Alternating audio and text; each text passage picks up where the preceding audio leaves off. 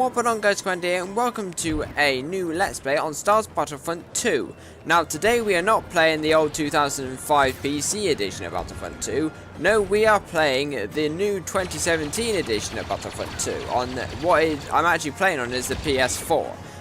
Now, if you weren't aware by watching the video that is on the channel I uploaded a couple of days ago, I went to Eurogamer in the NEC in Birmingham on Friday.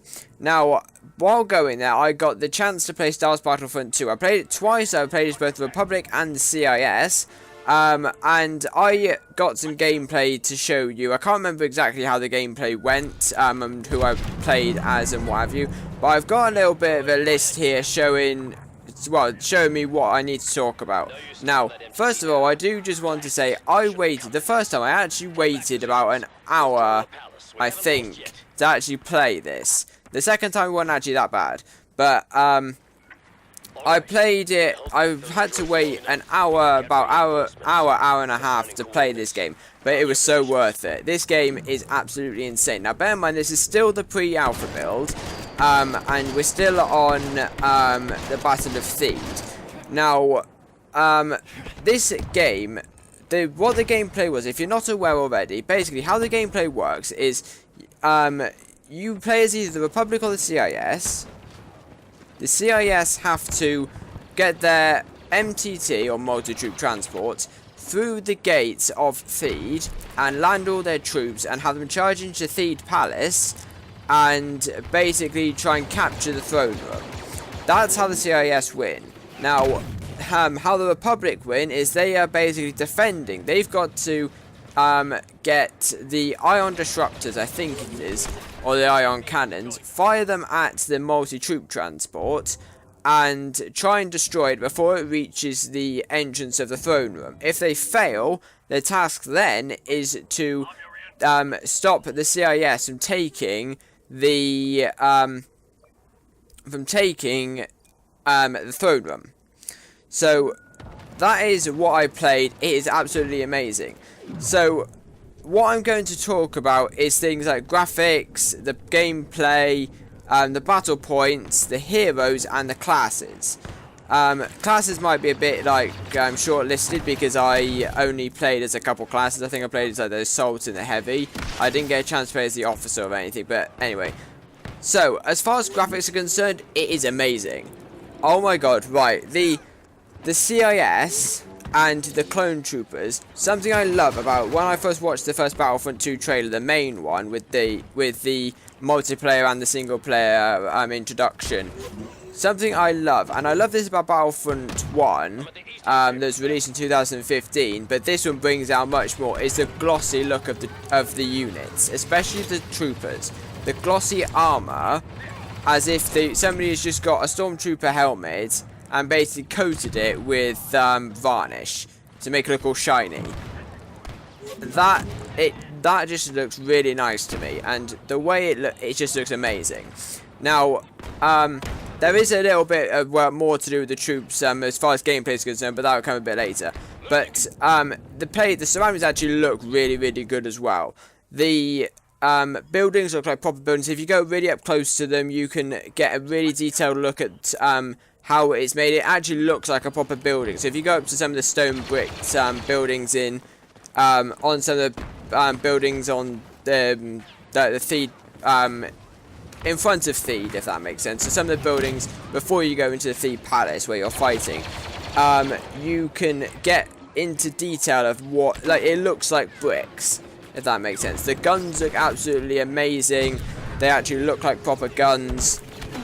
And everything just looks absolutely amazing. Now, something I did notice about gameplay, not that it was any bad, because it's actually really, really good, but it's actually much easier to play. Now, when I say easier, I do not mean easier to die. No, easier to stay alive. It's actually the same in the way of trying to survive, but it's much more easier. I didn't actually play as any starfighters, but actually playing the game, and bear in mind I was playing this on the PS4, and I'm not used to the PlayStation controllers because they're quite small compared to the Xbox controllers. But for me, it was very easy to play. I was playing in third person, I think. I can't remember. But got into the game, and for the first 5-10 minutes, I was trying to find the controls, but I only really needed the movement controls, the trigger controls, the aim controls, and the 2 buttons to actually know how to play properly. And I could get a decent amount of kills and play properly with just using those buttons and the 2 joysticks. It was actually really simple to play. There are other ways of doing things, but it was just really easy to play. Another thing is also, it was really easy to get kills.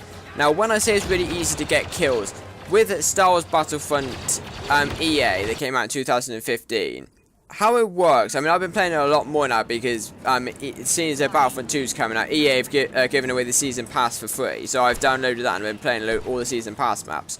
But something I've noticed recently is my loadout is a Bacta bomb and a thermal detonator. Now, with a thermal detonator, you've got to be really precise in where you're aiming and where you chuck the grenade in order to get it to kill somebody. You can damage players rather easily, but to kill them you have to be really precise. With this, I was playing as the heavy trooper. I think it was heavy trooper, whichever one's got the barrage. And I fired a barrage of 3 bombs into the midst of some troopers, and I got about 3-4 kills with that. Now that is actually really good, and I really think that it is improved. And also with the barrage, this is another thing with it's much easier to play. With the barrage in Battlefront EA, it actually fires them all at once, so you actually don't have any control of where they go necessarily. With Battlefront 2, you have the barrage, but you can fire 3 bombs in completely different areas, because they don't just go 1, 2, 3 all at once. They go 1, 2, 3, so you have to press the trigger 3 times to fire all 3 of the barrages, which I think is absolutely insane. Now, I only played with the base loadouts, but already I could see that it's very immersive. I could get bored. I mean, I haven't got bored with Battlefront at the moment because I'm still playing the Season Pass games, but I got bored of Battlefront very easily with the base game. There wasn't a lot to it. I played a load of gameplay when I first got it because I was really hyped for another Battlefront game, but I never got so really into it. It was never very immersive. Now, maybe that was because that it didn't seem like a war or a battle. Something I have noticed with the Season Pass games is maybe it's because it's very close quarters, but because it's very like close corridors is actually what I meant. Because it's more like close corridors, it more seems like a bloodshed. Now that's what it feels with Battlefront 2, but it feels that way when you're outside as well. It feels like you're in a war. It doesn't seem like you can just stumble upon an enemy and just kill him with a few shots. You have to be constantly aware of where you are. Otherwise, if your back is turned and your enemy is behind you, you are dead. Whereas with Battlefront EA, you can get shot a couple times, but you can turn around, chuck a grenade, and he's dead. So you have to be more aware of your surroundings, which actually makes it more like a war. Which actually makes me feel very happy, because that is what I like. That's the sort of game that I've been waiting for a long time. And that's sort of the game that Battlefront 2 that came out in 2005 actually reminds me of, because it's got that immersive gameplay. It's got the actual war simulation into it. It's really good. So, the battle point system. I wasn't too sure about how this was going to work. I knew the battle point system was going to be in there, and I knew how it was going to work.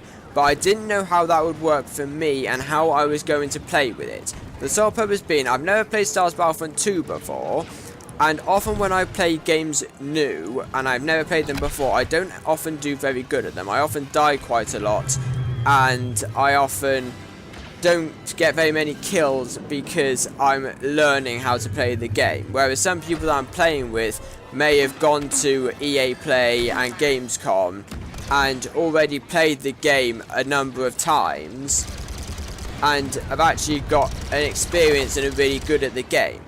But bearing in mind, like I said earlier, with the easier gameplay, I was actually able to adapt to it very quickly and still get kills even though it was the first time I played it. But how the battle point system works is any objective that you get, whether it be the MTT going in through a checkpoint or the MTT blowing up the 3 palace doors and you going in, any mini objective that you get turns into XP, and 1 point of XP equals 1 battle point. Now, because this may turn into a bit of a problem with loads of people getting loads of battle points, what they've done is they've lowered the amount of XP that you get for each objective. And so for, I think it was for like a kill, instead with Battlefront EA, instead of getting 150 XP, which would go equivalent to 150 battle points, in Battlefront 2, it's 100. So they've lowered the amount of XP you get to make the battle point system more fair, which I actually think works really, really well. Because for me, I got like 750 XP in one go, and plus the excess that you get from objectives as well, plus some kills that I got as well. It actually works really well. I was very happy with how that actually played out. It was very, very good idea, and I'm actually happy that EA and DICE actually had the idea to bring that in, because it's worked really, really well. I can't wait to see how it works in the full game when it's released. Alright, so what I'm going to talk about now is heroes. Now, with heroes, I've noticed that they are actually a lot more like equal to the actual infantry players, in the sense that it's actually a lot easier to kill them now. With Battlefront EA, it depended on what gun you had to depend on how much damage you do.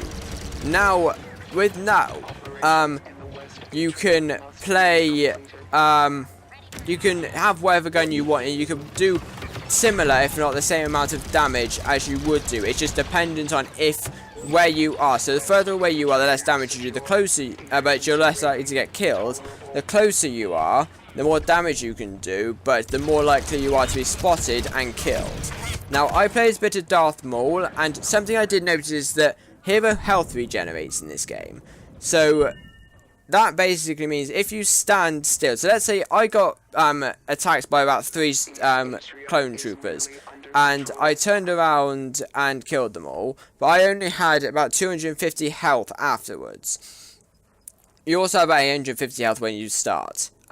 So if you stand around or move quite slowly, your health will regenerate very slowly, but it regenerates, and eventually it can actually regenerate to full health, so you're back in the battlefield, which I think is actually a really, really good idea. Now, they've also, I admit, I've heard this before, and I didn't actually know what it was going to be like, but Darth Maul was very overpowered, because he's got the dual-bladed lightsaber, and he's got a load of good force powers. Now, how they've equaled that out is made him not have the ability to block, so he can't block incoming lasers, which sort of, I would rather sacrifice a force power to the ability to block, but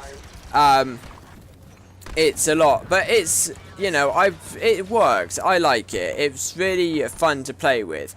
And also something else that I like, something else that people critiqued about Battlefront EA, and something that I actually found as I played it more that it was the case, was that heroes that have lightsabers, it's more of a lunging action. If you watch Darth Vader and Luke in Battlefront EA, they are not swinging their sword necessarily, they're lunging. So it's not how, let's say in Battlefront 2 from 2005, it's you run and you swing your sword as if you were a Jedi would swing their sword. With Battlefront EA, it's lunging.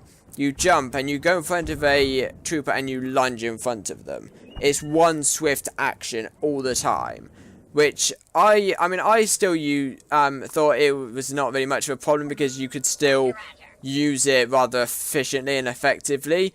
But after playing as Darth Maul and seeing how he moves his lightsaber as he would have done if the lunging thing wasn't the case, I see a massive difference and how much it improves your gameplay. Because it actually, again, like I said before with the gameplay, it's much more realistic of how the war was, and how realistic it is to how a Jedi, or a Sith in this case, would control a lightsaber. I think it's really, really cool. And I think in the future, if they add like the Emperor or Count Dooku, or even General Grievous, if General Grievous actually gets into the game, I think that having them coming with those types of like they're using their lightsaber moves with this game, I think with this mechanic it will look absolutely insane.